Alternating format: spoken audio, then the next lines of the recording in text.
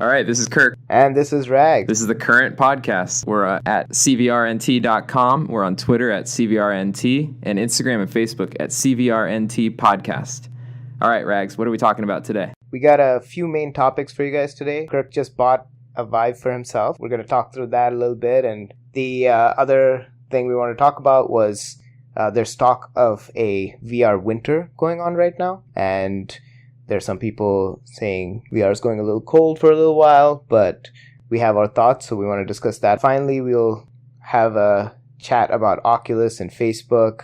There's been a whole bunch of stuff going on the last few days, and we just wanted to cover what we can of that stuff. So with that, we'll get started. I think we should offer a quick apology to our listeners for going a while before our podcast, in between our podcast recordings. I've actually just moved down to Sunnyvale, California from Seattle. So it's been a few weeks of like packing and moving and such.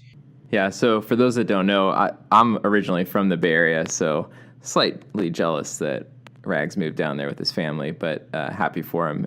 Okay, so sticking back to the content, I went and got myself a Vive. Yeah, you decided to go buy a Vive. So why now? I know you've talked about it for a while, and I think we even covered like a last episode or a couple episodes ago about how I was a little antsy about my Vive, and I didn't know what I should do with it. And I ended up not selling it or anything. I still have it with me, and I plan on setting it up and actually upgrading my machine and using it out here. So, but why? So why did you decide to take the plunge? Well, about a month ago, the Microsoft store here had a $100 discount on the Vive, and actually they had a $100 discount if you bought a matching computer to go with it. So on my way home from work, I was like, I'll go check this out. And not knowing how long the discount or the $100 off was going to last for, I ended up just buying the Vive right there on the spot, not even talking to my wife. Maybe not the smartest decision, but as we talked, I was really like on the fence about, when's the next generation of hardware coming out. And I started seeing that like the Vive obviously is going to allow you to purchase some of these upgrades for a new head strap. And then I was like really feeling like not having a device on my own, though, I was getting left out on, being able to experience what other people are seeing out there in the ecosystem of apps and experiences. And I think that's where maybe you were on the fence about selling your Vive, but because you were like an early adopter and a lot of the content you were seeing back then was from already months ago. And like every day now, I just feel like there's just new content there if you're really searching it out, and some, really well done experiences. I definitely think that was one of the things when I first bought the Vive, and I had some of the experiences. I tried them out. They were pretty awesome, and I had a great time like showing a bunch of that stuff to my friends and family. And then I actually just got super busy in between the last 6 months with my baby and everything, and so it was really hard for me to actually find time to use the Vive. And I think because of that, and because of not actually going out and seeking content, I didn't really see as much stuff out there. And now that you're right, and we keep hearing about all these new experiences and all these new things that people are putting out, I think it's probably a good time to kind of jump back in the game, so to speak. Yeah, and then for me, it was just like a culmination of, there was this like, $100 discount, and it was so close to like getting close to the Oculus price. Plus, I actually really needed a new computer. My current desktop was like 10 years old, and I started doing a lot more video editing, like, videos of the baby and the family, and like rendering videos was taking forever, like 4 hours to render some HD video or longer. And so it was like, I need a new computer, might as well make it VR ready. And at the same time, like, I actually have a bunch of close friends, a lot of them, of course, in the Bay Area, not up close, or not up here in Seattle, that have Vives as well. And I was trying to think like, oh, maybe, we can get together and play some of these other like social games, like with you moving remote. So actually, I think it was a good time for me to get the Vive. It actually came with the 3-in-1 cord. So I don't know if you're familiar, but they kind of condensed a lot of the cables from the headset into a single cord. So after it kind of leaves the headset, it's a thinner cord all the way back to the computer. Okay. And also, it's apparently a little lighter. So like an article came out saying that, some of the newer Vives are maybe slightly lighter. There's the smaller cord, and then the light boxes are slightly different. So I think I just got lucky and happened to get kind of one of the slightly revised Vive headsets which is kind of cool. Were you able to actually see a difference when you put the Vive on versus like the other times you've tried it or anything like that? Not really, but once I saw the article, I checked, and apparently I did get one of the new ones. But I do hope to get the head strap actually when that comes available. I might upgrade to that for the $100 more. You're talking about that the one that has the integrated audio. Yeah, so there's a headset upgrade that you can purchase for the Vive that has kind of a similar to the PlayStation headset, where you kind of like turn a knob in the back to tighten it against your face, and also has headphones. So I think it's like $100 roughly, plus or minus a few bucks, and you can upgrade the strap to that one. So nice. How often have you actually used it? And I mean, are you feeling like you have time to actually use the device versus not? Because I mean, this was something I was struggling with. Honestly, I probably use it once a week. The few times it's always been like late in the evening, and I have pretty much, like you've told me, fiddle with the light boxes. I've had to move the light boxes a few times after like cleaning the room, and I've been like still getting used to, I think, updating firmware on the light boxes. But I think I got that down. Hopefully that gets more, or that doesn't happen as often anymore. But yeah, I've really only got to jump into Google Earth. And also, I've been trying out that Onward first-person shooter game. So it's kind of funny because, like, Google Earth to me, it's actually, like, I really like the experience. I immediately took some photos of, like, downtown San Francisco and the high school that I went to, and I, like, sent them to my brother who does a lot of photography. So I kind of sent them to him to say, like, dude, I just took these in VR. And, like, minus some of the modeling artifacts, like the way that some of the 3D models that look like more like, that are all odd looking in VR. Like some of the buildings, if you take a photo of the Transamerica building in downtown San Francisco, like I think it looks as good as any photo you would have taken with like a smartphone from like, the first iPhone, not a current iPhone, but maybe, a 10-year-old iPhone. I thought it was pretty decent. We could post that on our Facebook page. But so there's this experience I'm trying out really for the first time with Google Earth and getting to spend some long time within the experience, but it felt really lonely, honestly. Like you're kind of just out there and you can't see any people, right? Like, I don't know, it was just like one of the first things I thought, like, it was just like, this is kind of weird, When you were, and this was when you were actually trying the Google Earth app, is that what you're saying? Yeah. So like you were going around and like looking at spots and so the lack of human beings. Yeah, I mean, it's one of those weird things, right? Because if you're looking up directions on Google Maps right now on the website, they blur out all the faces, all the people that get picked up by the cameras that are going down the street. But, with the Google Earth VR experience, it's a little different.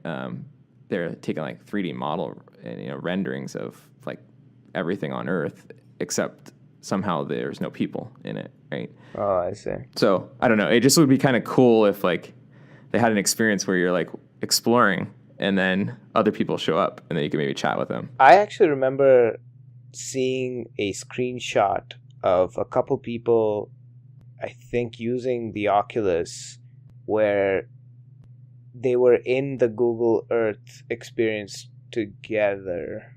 I'm pausing because I'm trying to think of whether that was something to do with AltSpace or if it was some other experience or if I'm just like confused, because I could have sworn that I saw a picture of people. Wait, that wasn't just the Facebook Spaces experience where they just took a 360 photo and they were inside that? Oh, maybe that's what it was. At like Big Ben? Could be. Yeah, maybe that was it. But the only other thing I was going to mention was since I'm online so late at night and when I play this game Onward, some people are into it, some people aren't, but it's basically like a military simulation game. And partly I wanted to check it out because a lot of people say that they really like it. And also it has a weird experience because it allows you to just like use the joystick of the Vive and like walk through levels without having to teleport. So I just hit up on the dial, like you actually just like float forward. And, I kind of wanted to experience that because some people say that's jarring and makes them motion sick, but I wanted to see if it affected me at all, which it doesn't seem to, even though I thought I got motion sickness in VR. But again, I'm trying to test out, I guess, am I getting more used to VR and like I can stomach it longer. But that's a long way to say since I'm on so late at night, a lot of times the people that are online when I get online are like people in Australia and Europe. So it's like, yeah, it's kind of funny. So like, there's a lot of accents for me, being in Seattle, and all of a sudden there's all these other people. So not as many people up, I guess, late at night in, the West Coast playing Onward just yet, but it is kind of funny. So chatting it up with some folks over there. Yeah. So in general, it seems like you're at least getting into it. You're getting some use out of it. So that's good. And I think the key also, and I would imagine that had you not had to upgrade your computer, this decision would have been slightly different. Well, at least that's what I told my wife, because it made it easier. She knew I need a new computer. Like, I'd been talking about that for a couple months now. And yeah, I think that eased the conversation. But, maybe this will lead us into our next topic about VR winter. But the other things I wanted to point out was that, the Vive just released what they call Viveport, which is sort of like a subscription-based system, sort of like Netflix, where you can pay a monthly fee and basically get to try like 3 types of games or experiences that are on the Viveport platform. I haven't looked up Viveport entirely, so... Yeah, I don't know if it was available to you when you first got your Vive. No, not when I first got it, but it was recent, like I think last month and a half or whenever it was. But the question I had was, do you know what the monthly fees are? And then the other thing is, so there's a limit to the number of games you can try in a given month? I think it's about $7 if you're in the United States, and you basically get to like subscribe for that entire month for like, I think 3 to 5 VR experiences that are on their system. So I think this is one of the company's ways to, get people to either buy the Vive or get into their ecosystem. Because there's going to be new hardware coming out soon. We talked about in past podcasts where people can get new hardware that works with Steam. But there's an offering through the Vive, so you can subscribe and then try out these experiences. So it is kind of neat. I was just throwing it out there. Like, I haven't subscribed. You can usually sign up for a free month once you to trial the system. But for me, it's like a whole nother area, again, for new content that didn't exist like a year ago. So I find it interesting that the way they're doing it is giving you a limited number of games to try. So then I think what makes sense is if they say 5 titles, and you can keep those 5 titles as long as you are subscribed. Yeah, so that's probably what's confusing, is it's not you can try all the titles within a month. It's not all you can consume like a true Netflix model. I think this would work if you find yourself trying a bunch of new experiences, or you have the time and ability to actually go through and finish these experiences. And especially if you have shorter experiences, like on a couple of articles, they called out the Blue, which is that underwater ocean experience, and Everest VR. I remember those 2 for sure, and I think Mars Odyssey as well. So like these experiences where you try these out, once you go and try the app out for whatever it is, a couple hours, and you finish the content, then there really isn't a lot left at that point. Meaning, like, you may like the Blue a lot, where you're actually going back and trying it over and over again. And if you really like it that much, you have the option to buy it. But if you're just kind of going through as many experiences as you can and then just stopping, I think this is a pretty good model, because honestly, if it's kind of a deeper game, you're talking about, let's say there's a few hours, even if you average out like a couple hours, 2 to 3 hours, then for the average user, paying $7 a month and then having 10-ish hours of VR experience that you could try out and then do whatever with, and then decide at the end of the month if you want to keep them or get rid of them, I think might actually be cheaper in the long run. So anyway, I'm sure we're going to find out more about this, as time goes on. We'll hear more about users and what people actually think and use cases and such. So, but it's good that they're trying out these new things. Maybe we could both try that out, and then we can come back and have a discussion about that. But it's a nice little segue, I guess, into our next topic that we were talking about, which is the VR winter. Yes, so what is the VR winter, Ragz? So I guess 2016 was a big year for VR, right? Like, there are a lot of experiences, a lot of things that were dropped, and I think we even discussed in the last podcast about new hardware potentially slowing down right now, and then investment has cooled a little bit, I believe, and I think what's kind of happening is there's general, I guess everyone was super excited last year when this came out, and I'm sure everyone, like us, had, or at least the people who were early adopters and such, had this kind of inkling of what this could lead into. Like, what door is this opening, right? Like, we've watched so much sci-fi stuff and everything, and I think now, because last year was such a big year for VR, this year, comparatively speaking, is going to be more muted and more subdued, because everyone's kind of waiting. Everyone said, Oculus said they've shipped so many headsets. Vive said they've had so many headsets out. There's a lot of Gear VR headsets out. And I think we're coming to a point now where it's kind of like, hey, okay, let's slow our roll here a little bit, and let's kind of refocus and then figure out what's happening. And then let's get some more content out there, try to push the limit a little bit more, and then figure out what to do next. Because I think what they've realized is when you're selling $700 headsets, you can't really put more and more more revisions of the $700 headset out that you would assume that people who own the previous headset are actually going to buy it. At best, you can maybe sell accessories, like you were saying, like the headset accessory. I think I read about how there's less, at least some VCs have kind of not necessarily pulled their funding, but they're not investing as much in VR. Things do still look good, but I think we're now kind of at this weird crossroads where the community as a whole is trying to decide, okay, what's our next step? Like, what are we doing? And there's a lot of naysayers out there, and a lot of people who are basically saying, hey, you guys kind of jumped the gun last year.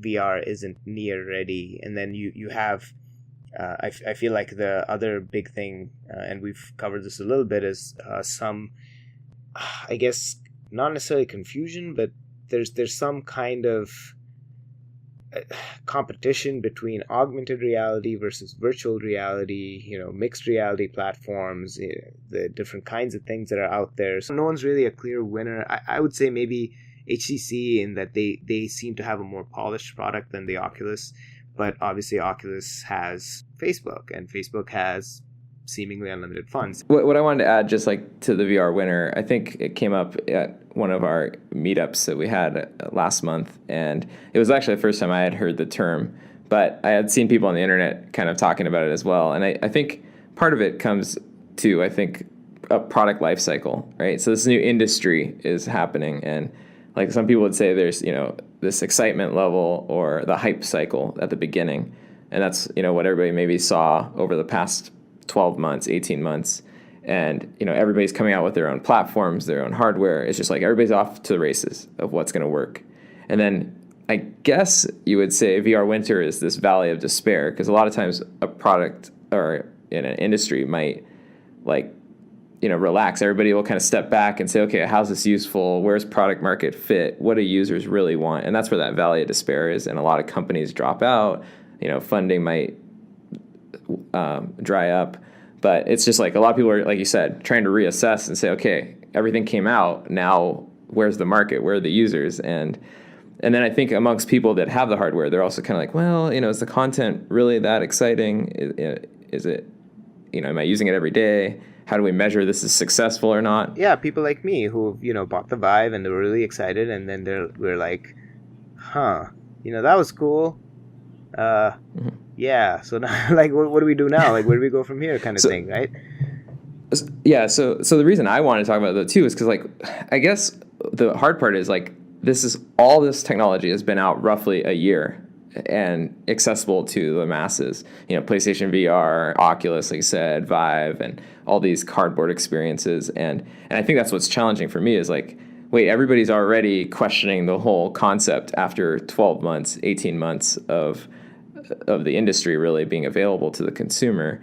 And then it's like, if you read a lot of the news articles, it's like everybody's so quick to now turn their tone on the whole industry and be like, oh, it's all over, and like it's all going to evaporate, and like we shouldn't have got into it. And then some new technology will come out and everybody's like, oh, maybe it's back again. And like, I don't know if it's because like they're trying to get clicks and eyeballs on news sites and social media, but it's getting a little tiring already to just like keep up with, like, oh, today we're with VR, tomorrow we're not, today we are, tomorrow we're not. And it's like, yeah, I don't know if that's just VR or if it's everything, if it's the industry as a whole, like, meaning if it's the tech industry and if it's the stuff that's actually out there where the cycles have gotten so quick, and the expectation of consumers is changed, where, to your point, like in the past, if somebody, or even let's go back to the first iPhone that dropped in 2007, right? It's 10 years. And at that time, I remember, like, I used to work for Motorola at the time, and they'd basically run all these benchmark tests against the iPhone versus versus Motorola phones. They were just blowing these out the water, like, but everyone was like touchscreen phone. But then people waited. People were able to take this touchscreen thing, this new device that was there. We're like, oh, this is really cool, and we can start working with it. And then slowly Apple kept getting better, and then keep changing the way the thing looked and the way it performed in the operating system and everything. And people were willing to wait a little longer and give the company a little time to figure all these little pieces out. Whereas now I feel like consumers are like, what? It's not ready yet? Wait, it hasn't gotten better? Like, the graphics haven't gotten better? Like, things haven't changed? Like, why is it taking you guys so long? This is just taking forever. And I think people are losing interest. And I wonder if it's just people having shorter attention spans. Yeah, actually, and that's what when we were just starting to talk about it, I was thinking about that too. A lot of people like to refer to Moore's Law, and a lot of people keep talking about, right, like the advancements in the last 10 years is like all the advancements that ever happened in like, the 20 years before that, just it's all compounding. And like maybe you said, it's just across the board, everything's going to move so fast and the expectations are so fast. But I guess the thing that would suck the most is that if these new industries just burn out so quickly because we're not willing to see it mature and bud. Actually, thinking about it some more, I did read an article the other day that said that Moore's Law itself might be slowing down a little bit, like the advances in computing. But I think it's also very possible that there are these other technologies that are coming out that have dropped in the last year as well, which a lot of the artificial intelligence, machine learning type stuff, and AWS providing those platforms, and Alexa being a big thing, Google Home, we have the new Pixel, we have the new iPhone coming out, and I think consumers in general, they're just being hit by, how technology is advancing so much, and it's going to take over all these jobs, and things are going to change, and all this stuff is going to happen. And, VR is just one of these things that are out there now, that is another kind of piece of technology that it's kind of hard to like wrap your mind around, where stuff like augmented reality, a la Pokemon Go and such, it's an app on your phone, as opposed to having a brand new device completely. And if you're trying to target younger people, especially, for you to get a VR system, or even if you're a college student, like, accessibility to VR devices and such hasn't become mainstream. And I think that's just a matter of getting more of these devices, getting access to more of these devices, and bringing down costs. And that's going to put more of these in people's hands, and then it'll pick back up. But I think that's the problem that they're trying to figure out right now, is how do we ensure that we can get we can drive costs down somewhat, a little bit more, keep up profitability, and then be able to get consumers to go deeper. It's also very possible that some of the companies are actually holding back a little bit to wait until maybe later in the year, September, October timeframe, to drop some more news and information, and then sell new stuff right around Black Friday or something. So we'll have to keep a watch on it. And I think it's going to be an incremental thing. And I think they've realized, okay, well, now we got to kind of pull back a little bit and tweak some of these parameters. And, I don't know, the more I talk about it too, I just feel like whenever there's not news of the next big platform or technology coming out, it's like all of a sudden you see a VR winter story come up, because it's so quick to just write one of those, like, oh, today there was no news. So it's like, It could very easily just be the fact that there are people out there, working tirelessly, trying to improve on these things and come up with and solve all these problems. And it just takes a little bit of time to get this stuff through, because we're talking about very, very, very large amounts of data that you're trying to get through. If you're trying to build a platform to stream VR experiences, or if you're trying to do all these things, essentially, I think what it is.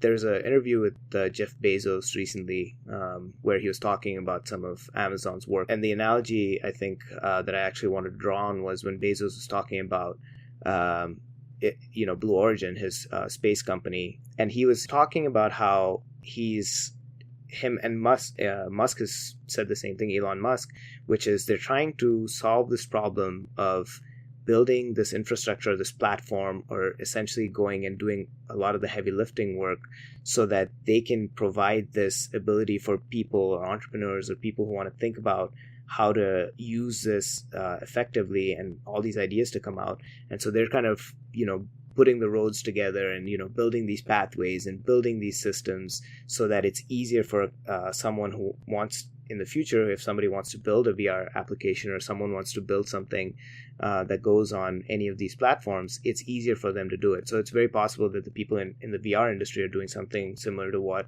Musk with SpaceX or Bezos with Blue Origin is doing for space travel, where they're just actually doing the heavy lifting under the covers and they're doing all this work on the back end.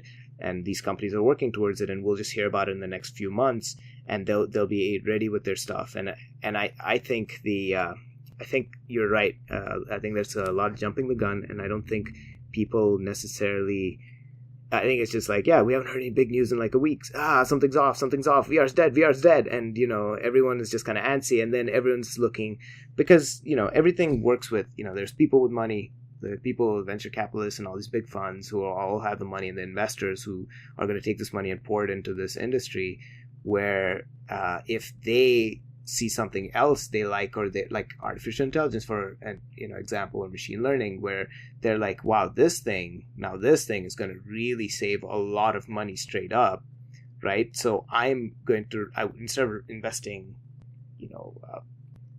like 5 million in VR, I would rather invest maybe, VR is still like a bet that I think is going to work out, and I'm really interested in it, and I'm going to bet $1 million there or a couple million, but then I'm going to put the rest into this other stuff, because if somebody comes up with a way to replace, lawyers on a certain level, I'm just picking a random profession.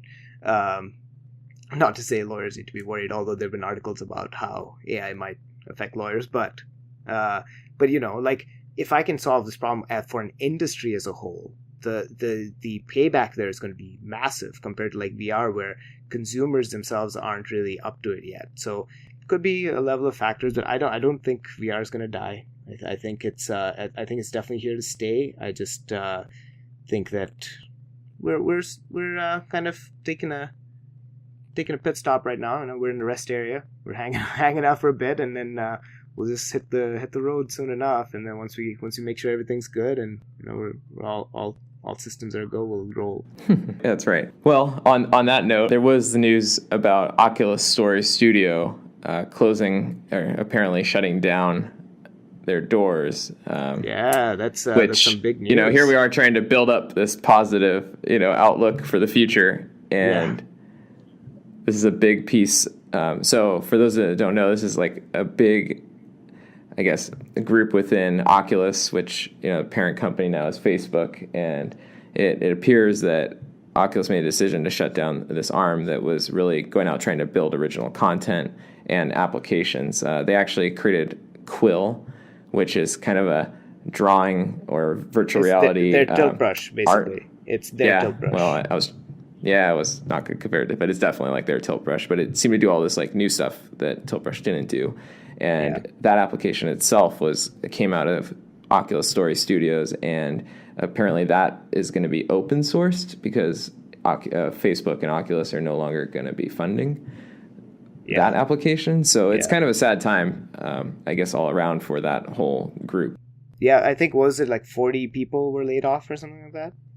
I'm sure that they'll all find homes within Apple's R&D lab, and hopefully at Google or splinter off. I mean, that's the thing about these supposed VR winters, though. I almost never want to use that term again, but when some of these like layoffs happen or consolidations happen, hopefully it just grows into people can turn that into a positive thing and be bigger and better and stronger afterwards. Yeah, right? I think so there's a couple of things, right? So when Oculus shut down, and then the other thing that happened actually recently at, was it the F8 conference, Facebook's conference? Was it where they were talking, that's where they put out Spaces and a few other things. So Zuck, he came out and said something along the lines of, we work on a lot of technologies that may not immediately figure into our dividends or figure into our profit margin, but it's something that we want to invest in for the future. And so we don't see VR being a big profit-making machine now, but maybe in 10 years it's going to be very profitable, is what he said.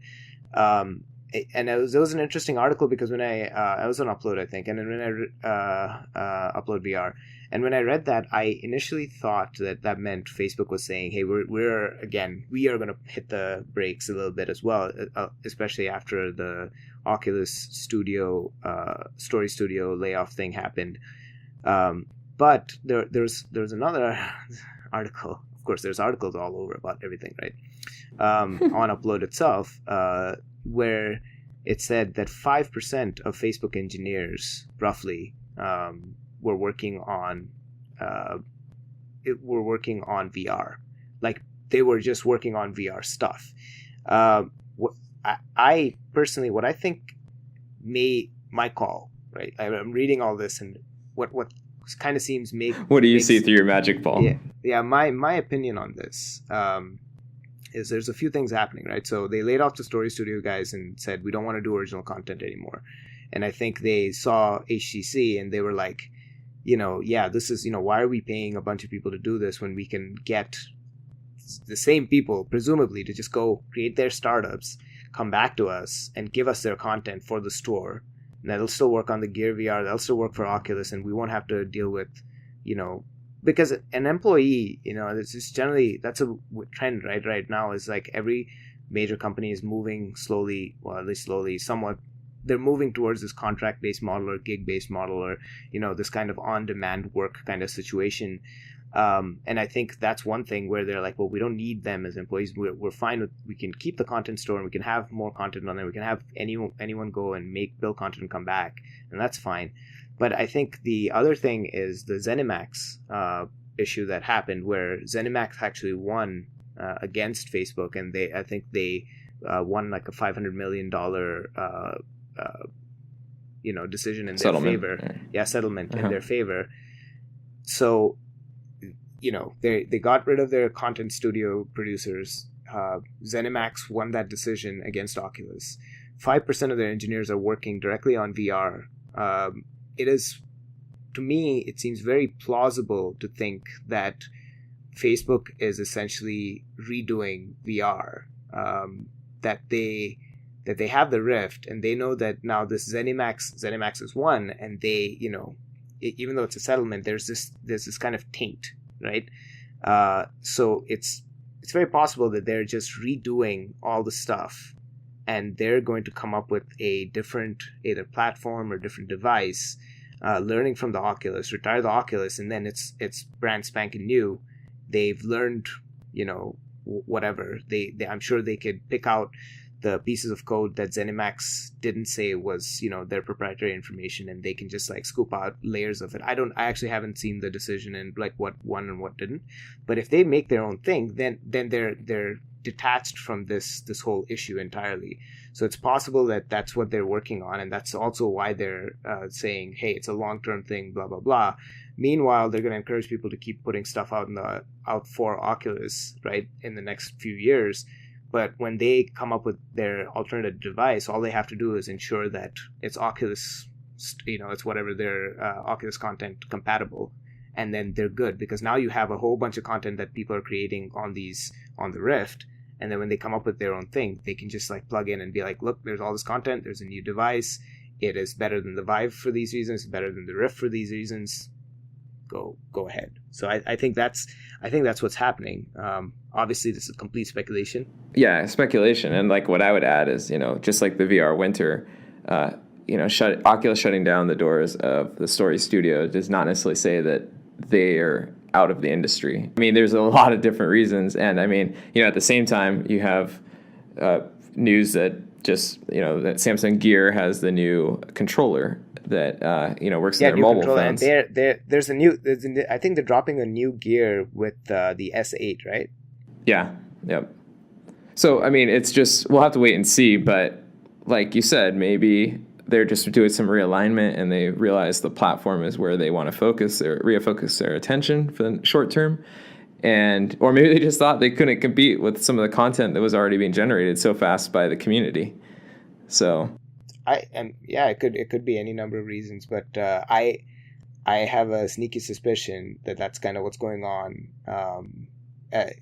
Where they're kind of like, oh no, VR, whatevs, it's not really the thing anymore. Guys, that's cool, but look at our new,